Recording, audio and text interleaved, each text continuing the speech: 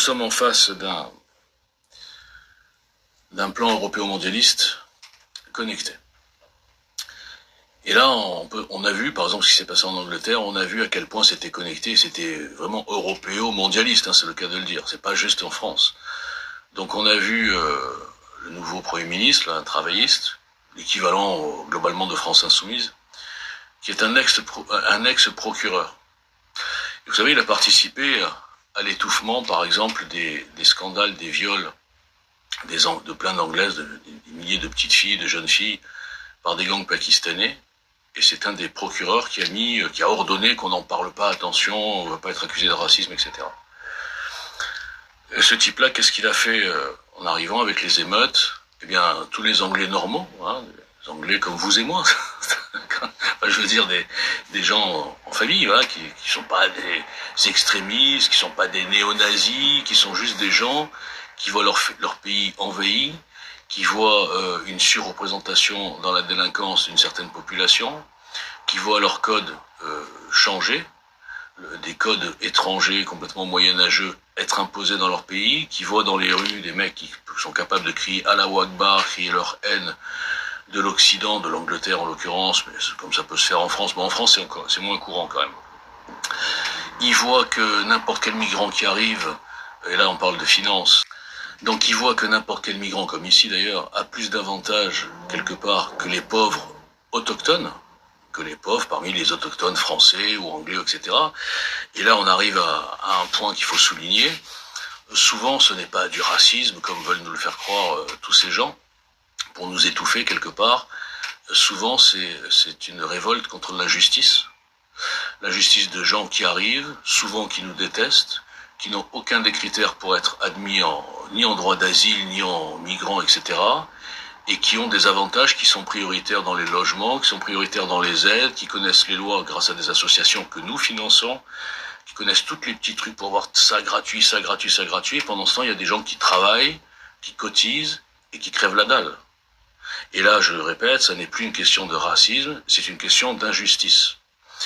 On ne peut pas traiter, notamment là, nous faire croire qu'on est raciste alors que notre pays donne un avantage à tout ce qui n'est pas autochtone. Et quand je dis notre pays, c'est l'Union européenne aussi, parce qu'on le voit en Angleterre. Moi j'ai vu des Anglais qui parlaient, qui étaient un peu dans des régions un peu pauvres, je vais pas faire des similitudes en France, mais enfin il y a des régions aussi pauvres en France, où les gens c'était des pauvres gens, quoi, qui travaillent, qui gagnent l'équivalent, on va dire, du SMIC, et encore là-bas c'est beaucoup plus dur qu'ici, au niveau social, et qui voient des gens arriver, on leur donne des logements, on leur donne tout, alors que c'est des gens qui ne pourront jamais s'intégrer, qui ne parlent pas la langue, qui détestent souvent le pays où ils arrivent, viennent un peu souvent, il faut le dire, pour se venger. Oui, parce qu'il y a aussi cette histoire de revanche coloniale, de revanche de l'esclavage, ils sont pleins de revanches. C'est comme si nous, on voulait se venger des Allemands. C'est comme si on voit un Allemand, on le déteste, le mec il a rien fait, c'est pas de sa faute. Bon bref, c'est un autre sujet. Donc les gens sont à bout de nerfs. Et ils voient une justice qui est hyper laxiste avec ces gens-là, comme en France, et qui est hyper dure avec les gens qui essayent de dire des trucs, attendez les gars, on est quand même en Angleterre, ou écoutez les gars, on est quand même en France, on peut pas quand même s'adapter au code de ces gens qui n'ont rien à voir avec nous, et je répète, qui en majorité, je parle des nouveaux arrivants, nous détestent. Donc on voit bien que cette idéologie, ce plan, n'est pas qu'en France, c'est quelque chose d'assez incroyable, puisque on nous fait avaler vraiment, c'est un monde à l'envers, je crois que vous êtes tous, tout ce que je dis là vous le savez, puisque beaucoup de gens le disent, hein, vous allez voir la différence, elle arrive après. Donc quand on comprend que tout ce système nous étouffe, que la censure sur les réseaux sociaux protège, et là j'ai fait une liste, hein, moi j'ai fait une liste il n'y a pas longtemps, j'ai dit vous savez, si vous voulez comprendre ce qui se passe, regardez qui sont ceux qui sont protégés sur les réseaux sociaux. Tous les faux dissidents vous feront semblant que ce sont les juifs. Donc tous les faux dissidents, comme leur marché porteur, c'est de cibler le juif, le sionisme, la France sioniste, les Khazars, enfin toutes ces conneries là. On vous fait croire que le sionisme c'est du mondialisme, que le sionisme c'est du nationalisme. Mais bon bref, on s'en fout. Donc tous ces gens vont non seulement, je parle des influenceurs, jouer aux victimes, persécuter notamment Soral. Et on s'aperçoit en vérité, quand on regarde les réseaux sociaux, quand on regarde la censure, qu'ils sont absolument ni suspendus, ni rendus invisibles, ni on leur ferme leur compte en banque, ni on leur ferme leur site internet, rien du tout. Hein, l'opposé de Walter Boujna, un simple inconnu. Je sais que cette question, Personne ne veut y répondre. Pourquoi moi, je suis plus ciblé que tous ces gens? Je vais même plus loin. Pourquoi moi, qui détruis tous ces gens, soi-disant des grands dissidents complotistes antisémites, je suis meilleur que Conspiracy Watch, 100 fois, meilleur que Tristan Mendes, que Julien Pain, que tous ces tocards. Et pourtant, moi, je suis rendu invisible, alors qu'en théorie, je combattrais les mêmes ennemis. Juste ponctuellement, pas sur le global. Hein. Même ça, ça vous interpelle pas. 5 ans, hein, je vous le démontre. Enfin bref, on s'en fout. Et donc, pour revenir au truc, eh bien, qui sont ceux qui sont protégés sur les réseaux sociaux depuis longtemps? Islam, migrants, LGBT, vaccins, mondialistes, c'est pas mal déjà. Bon. Quand on voit qu'ils sont protégés, eh bien on comprend que tous ces éléments participent aux deux plans européo-mondialistes, le grand reset d'un côté et l'islamisation de l'autre. Les juifs ne sont absolument pas protégés. On le voit depuis le 7 octobre où c'est une déferlante antisémite. Tout est permis, c'est la fête au village. Les caricatures des années 30, les trucs délirants, genre Youssef Indy, l'État juif tue des enfants, pas simplement pour le plaisir, mais pour donner en sacrifice à Yahvé. Par exemple, ça passe, ça tout passe. Bon, donc, si vous comprenez toujours pas que le juif est le leurre, le bouclier et le bouc émissaire du système, eh bien, ce que je vous dis, ça ne rentre pas. Parce que vous vous dites, il s'appelle Boujna, donc il défend les juifs. Moi, je m'en fous de m'appeler Boujna, je m'en fous des juifs. Moi, je suis arrivé avec un mouvement politique pour comprendre ce qui se passe et pour trouver des gens qui ont une paire de couilles et pas des idolâtres qui suivent le système en se prenant pour des résistants comme vous l'êtes à 95%. Donc moi, c'est pas un combat contre l'antisémitisme. Je me sers de le traitement qui est fait aux juifs et toute cette manipulation pour vous faire comprendre le système. Pour vous faire comprendre la fausse dissidence, pour vous faire comprendre pourquoi le système a besoin d'une dissidence de ce type-là, c'est-à-dire la dissidence hashtag c'est pas l'islam, hashtag silicionniste. Même ça devrait vous interpeller. On vous fait passer par exemple Soral pour l'extrême droite. Mais Soral n'a rien d'extrême droite. Soral, il vous dit, convertissez-vous, l'islam c'est super, Soral payé par les mollahs, Soral qui vise les juifs et qui taille des pipes à l'islam, parce qu'il a besoin de clientèle antisémite, c'est la base. Donc il va chercher à l'islam, après il fait semblant d'être chrétien, hop, il va chercher Civitas, après il a fait venir Youssef Indy, donc comprenez que c'est un commerce. Et vous comprenez bien que si le système a réussi à me rendre moi invisible, à me suspendre 46 fois, à fermer mon compte en banque, d'accord, à me rendre aujourd'hui encore invisible, notamment sur le compte JL Citoyen, c'est un truc de fou, et que vous ne comprenez pas, et qu'ils m'ont fermé, oui, j'ai mon compte en banque, je l'ai dit, pourquoi? Vous comprenez pas pourquoi?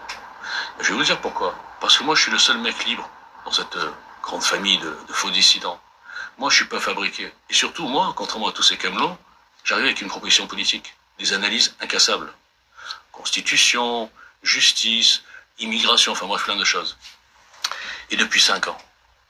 Alors, si vous comprenez pas quelle est la différence entre moi et ces gens-là, et que vous préférez mettre la tête dans le sable et dire, oui, celui-là, c'est un fou, regardez, personne ne lui parle, ah, regardez, il n'a pas de followers, bah, évidemment.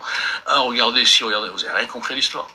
Donc c'est pour ça que je vous dis que le système, comme je vous l'ai dit avant-hier dans une vidéo, je pense que, je parle aux chrétiens, vous auriez jeté des pierres à Jésus. Parce que les prêtres juifs, vous auriez dit, non, l'écoutez pas, c'est un charlatan, regardez, il n'a pas de followers. Regardez, personne ne lui parle, c'est un fou. Vous lui aurez jeté des pierres. Comme vous m'avez jeté des pierres, hein, c'est clair et net, ça, c'est incontestable. Parlons un peu de politique française. Depuis 2017, je vous explique, et sur la base d'un programme qui a été bien sûr amélioré par plein de citoyens. Bon, depuis 2017, je vous dis que tout programme qui n'inclut pas une réforme profonde de la Ve République, j'expliquerai pourquoi après, une réforme profonde de la justice, parce que c'est grâce à la justice qui nous impose ce dont on a parlé au début, d'accord, et une sortie de l'Union européenne vous prend pour des cons.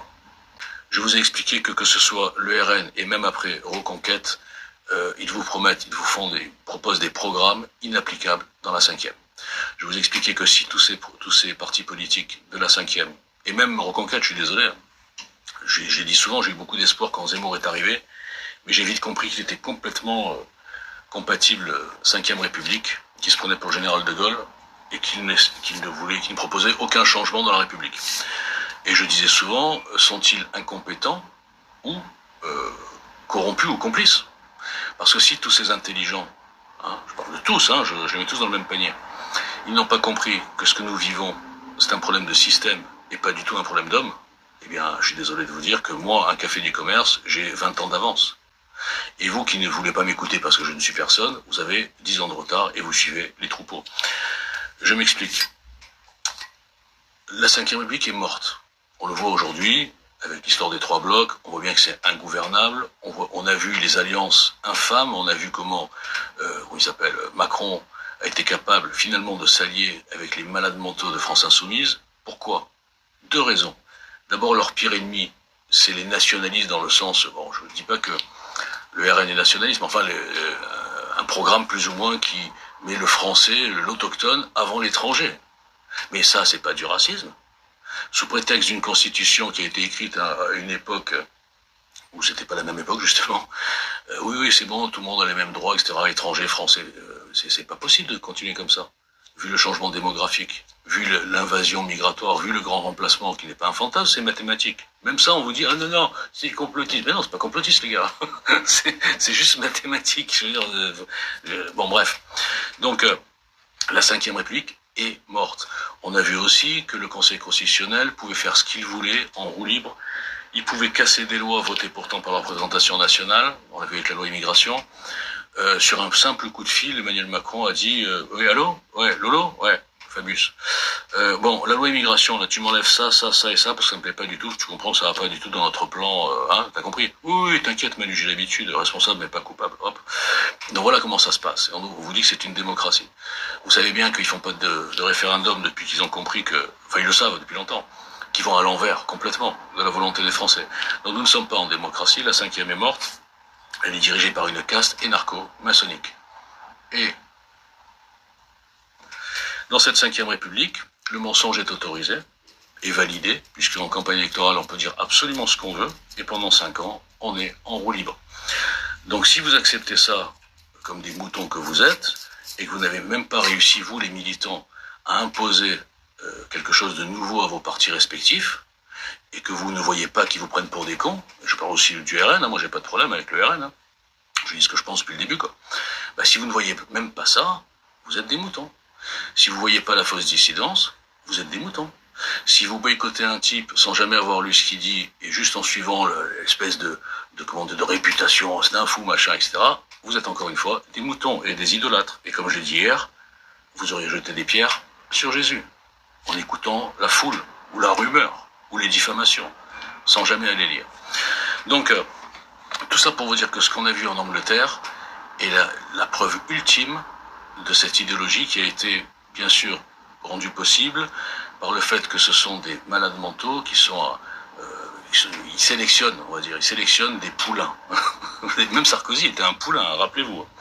Ils sélectionnent, dès leur plus jeune âge, on va dire, des gens dans le milieu politique, de droite, de gauche, un peu de tous les côtés, les plus corruptibles, les plus sensibles à la flatterie. Vous comprenez que quand vous invitez, par exemple, je prends un exemple juste pour rigoler, à l'époque, Valo Belkacem, elle reçoit un courrier, elle est invitée chez Bilderberg. Franchement, elle sait plus où elle en est, quoi. Bilderberg, les grands, les puissants du monde m'ont invité, etc. Mais il n'y a pas qu'elle, hein, ils viennent tous de là. Une fois qu'ils sont sélectionnés, une fois qu'on a bien compris que c'était des corrompus, ou alors qu'ils étaient sincères, mais idéologiquement, qui rentraient vraiment bien dans le cadre, là en l'occurrence Valo Belkacem, de l'islamisation et du wokisme, c'est ça cette alliance. Je rappelle qu'elle voulait nous faire apprendre l'arabe obligatoire, enfin je sais plus, enfin bref. Donc quand ils ont sélectionné des gens qui sont soit corrompus, comme Sarkozy, qui est capable d'aller contre ses propres motifs, ses propres opinions, pour aller dans le plan, et pour qu'on l'aide à arriver au pouvoir, comme ça a été fait, quand il, rappelez-vous qu'il nous avait dit, le Karcher, machin, la justice et tout, qu'est-ce qu'il fait dès qu'il arrive? Il fait un gouvernement ouvert, où il met dedans Kouchner, par exemple. Il met des gens de gauche, mais gars, t'as gagné à 55%, on t'a élu pour un truc, et qu'est-ce que tu fais? Tu trahis les gens qui t'ont soutenu, et tu fais rentrer des mecs de gauche. Et 2 ans plus tard, tu nous dis, la mondialisation et le métissage sont en marche, personne ne pourra l'arrêter. Les gars, on s'est fait arnaquer, quoi. Il n'y a pas que lui, hein. En fait, les gens de gauche, quand ils ont entendu mon ennemi c'est la finance avec Hollande, après ils se sont fait arnaquer aussi. Les gens, on va dire, du RPR, enfin je veux dire, ça c'était avant, Chirac, hein, programme immigration du RPR années 90, qui est le même, voire pire, ou mieux, moi j'appelle ça mieux, que celui du RN d'aujourd'hui. À l'époque, personne disait le RPR est anti-républicain, des conneries comme ça. Qu'est-ce qu'il fait Chirac quand il arrive? Il devient plus socialiste que le socialiste. Non, mais je veux dire, quand on revoit tous ces qui, hein, c'est pour ça que je dis moi depuis le début, le quoi avant le qui. Quand on revoit tous ces qui, la différence entre les promesses de campagne, les engagements, machin, etc., qui servent à rien, puisque de toute façon, comme l'avait dit Pasqua, les promesses n'engagent que ceux qui les croient. C'est ça, hein. Eh bien, quand on voit toutes les trahisons, eh bien, on comprend que la cinquième est morte. Je sais pas. Et on comprend que si les partis politiques sont incapables de proposer quelque chose de révolutionnaire dans le bon sens du terme et de réaliste, comme moi je le fais depuis 2017, avec une vraie réforme qui interdirait le mensonge, enfin bon, c'est un grand système, je ne vais pas vous en parler aujourd'hui, si on ne comprend pas que tout ce que nous vivons n'est possible que grâce à la justice corrompue, je vous donne un exemple, j'ai écrit un article qui s'appelait « Tout s'explique avec les profils des ministres de la justice » depuis 2012. En 2012, qui est le ministre de la Justice? Il est indépendantiste, wokiste, islamophile, indigéniste, etc. Vous comprenez que quand vous mettez le ministre de la Justice sur cette idéologie, vous comprenez bien qu'on prend les Français pour des cons. Ça fait au moins 20 ans que les Français veulent plus une justice plus dure, et on leur met à chaque fois, donc on lui met un indépendantiste, Taubira, qui avait dit « Ne faites pas porter aux Arabes les méfaits de leurs ancêtres ». Réserver tout aux blancs, c'est-à-dire que même, comment dire, la traite négrière musulmane, la 1200 ans, non, il faut pas en parler. Là, il faut se concentrer sur les méchants blancs. Ah ouais, mais les méchants blancs, il y avait des esclaves, mais qui leur livrait les esclaves? C'était des noirs. Ah non, mais faut pas le dire, c'était des blancs.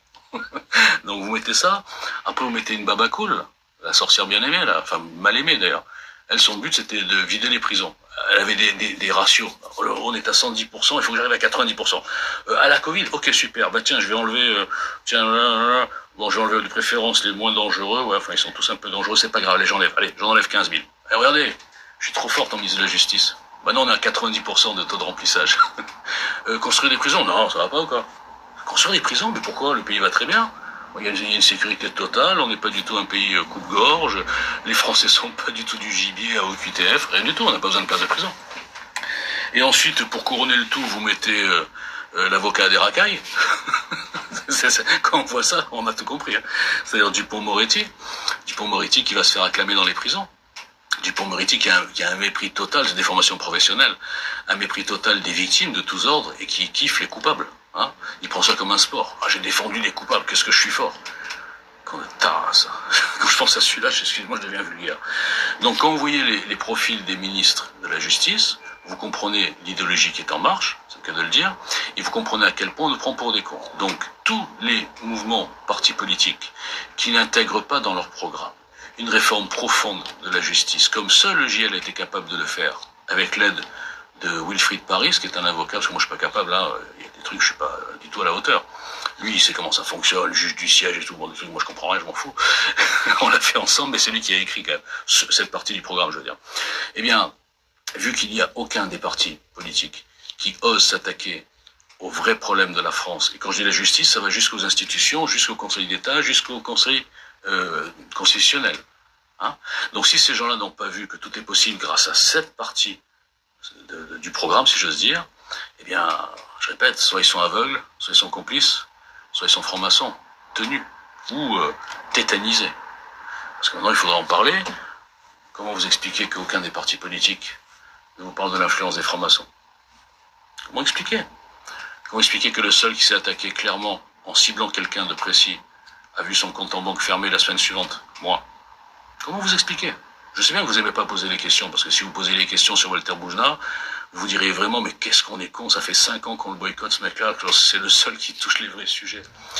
Donc, vous avez donc des partis qui ne parlent pas de la franc-maçonnerie, des partis qui ne veulent absolument pas changer le système de la cinquième, parce qu'ils en vivent. Et pourquoi ils sont contents dans ce système?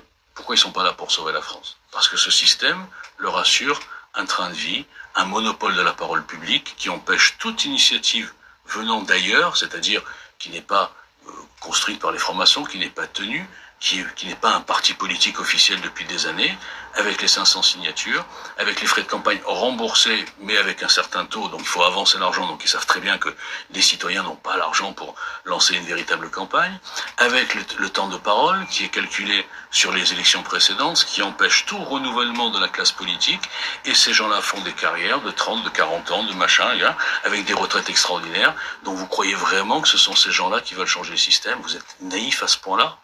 Donc quand vous avez un type qui arrive et qui fait un strike, dans tout ce système qui dégomme tout le monde, de son camp comme dans le camp adverse, qu'est-ce qu'il fallait faire? D'abord, le diffamer, le ridiculiser, le faire suspendre, comme ça a été fait en 2018. Surtout quand ce mec-là arrivait de nulle part, il faisait 6 millions de vues par semaine. Et vous l'avez même pas vu. Ceux qui l'ont vu ont regardé ailleurs. Et comment le système est arrivé à faire ça? Grâce à certains moutons, des militants binaires qui ont protégé le système, des riris, des raras, des rurus, des jambons-beurre, des labéquis, gauche mafia, enfin, Avenir Solal, toute cette merde qui se prennent pour des patriotes, qui sont en fait des patriotes, et qui ont défendu à l'époque Jean Messia, ensuite le RN, ensuite ci, ensuite là, et qui ont dégommé un mouvement citoyen qui était là avant les Gilets jaunes. Et tous les passants qui ont regardé ça, ou qui ont plutôt regardé ailleurs, vous valez pas mieux. Vous valez pas mieux que les gens dans le métro où personne n'a bougé. Non, heureusement, il y a une femme qui a bougé. Vous voyez ce que vous êtes devenus? Quand je parle d'idolâtres aveugles, ben vous êtes devenus ça, sur les réseaux sociaux. Vous n'êtes pas des résistants. Vous êtes des moutons qui suivez chacun un troupeau. Il y a le troupeau de ceux qui vous disent « Ah, c'est les juifs, ok ?» Il y a le troupeau de ceux qui vous disent « Vous inquiétez pas, on va au pouvoir, on va faire remigration générale. » Ah ouais, super. Alors qu'ils savent très bien qu'ils pourront pas le faire puisqu'ils changent pas le système. Ils n'ont même pas proposé un changement. Et tous ces gens vivent dans une espèce de microcosme, de fausse dissidence, de partis politiques, de petits chroniqueurs vendeurs de bouquins. Ils sont tous très heureux. Ils en ont rien à foutre de la France. Parce que je vais vous dire, si vous avez un petit peu de cerveau, s'ils en avaient vraiment quelque chose à foutre de la France, ces fameux petits médias à 2 balles, qui s'invitent entre eux, qui se sucent, qui se pompent, qui se montrent la notoriété parce qu'ils sont souvent frères, hein.